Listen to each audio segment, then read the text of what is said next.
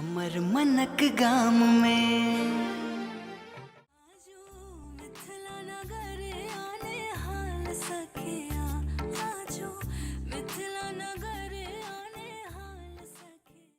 प्रणाम सब गोटे के। हमर नाम प्रतीक राज है।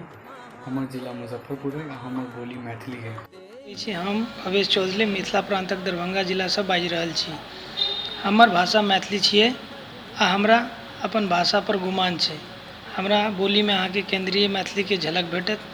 प्रणाम सब गोटे के। हमर नाम श्वेता है। हम मिथिला प्रांत के मोतिहारी जिला से छी। हमर भाषा मैथिली है जेकरा बटिया बोली से कहल जाय छै। हमर भाषा पे बहुत गुमान है।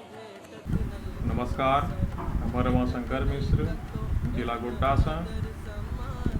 हमरा सनी मैथिली के छिका छिकी शैली बोलै छियै जेकरा अंगिका नामकरण देलो जायलो छै।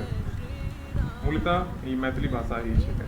प्रणाम, हम अंकुश जायसवाल मिथिला प्रांत डिस्ट्रिक्ट कटिहार से छी। मोर भाषा मैथिली छै। अखना हम जे शैलीत बात करे छी या सुरजापुरी कहल जा छै।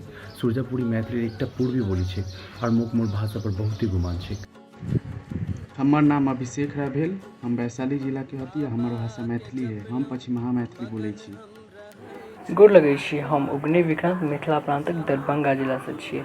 हमर भाषा मैथिली छियै। हमरा बोली में अहाँ के केंद्रीय और ठेठी के झलक भेटत। हमरा अपना भाषा पर बड़ गुमान छै। धन्यवाद।